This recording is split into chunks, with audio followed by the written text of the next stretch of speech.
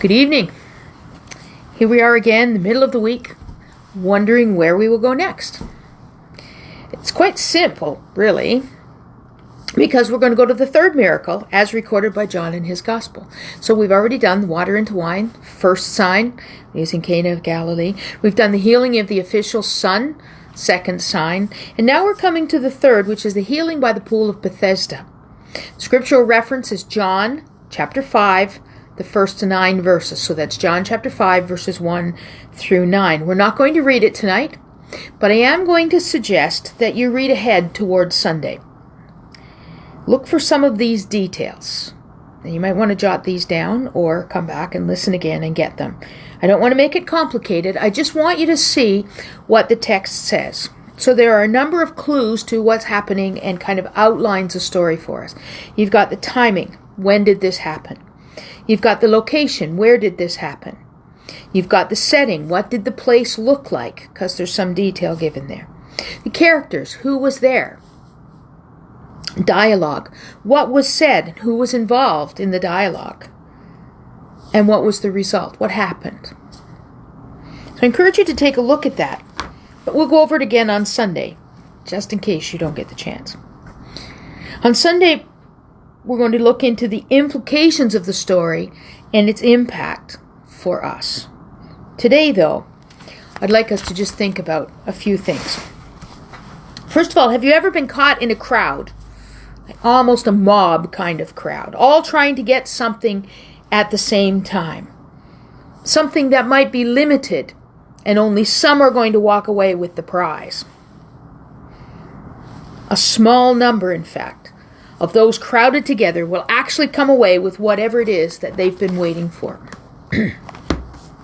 So when I was thinking about this, I was thinking about an experience I had, reminded of this first experience of mine on the subway, the tube, in London, England, at rush hour.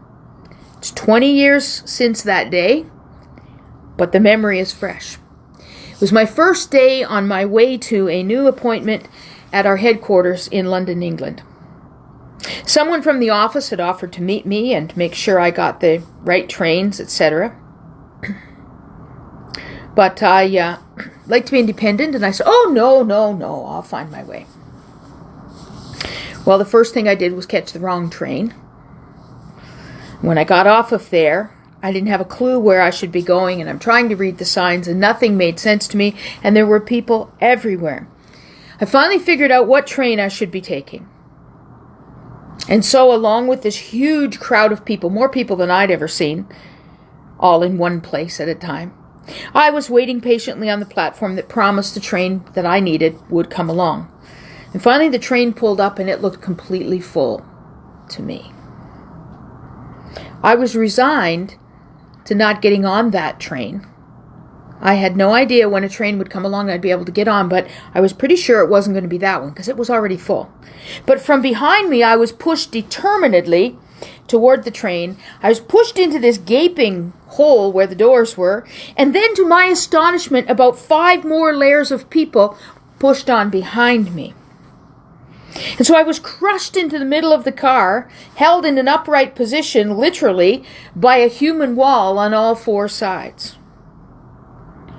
And thankfully, lots of those people got out where I was pretty sure I was supposed to get out, and I followed.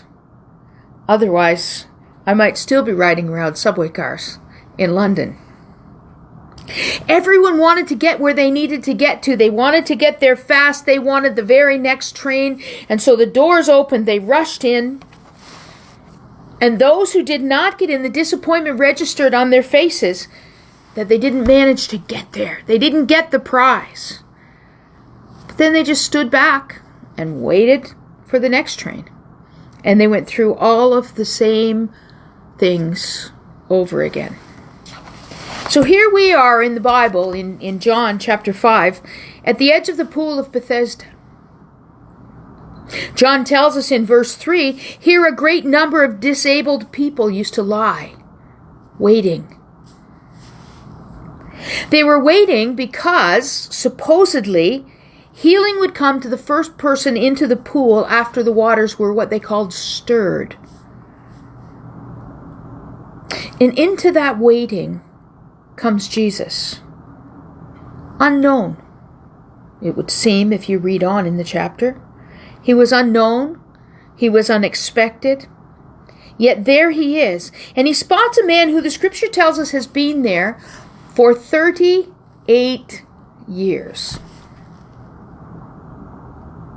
Still waiting. It's a very long time to wait.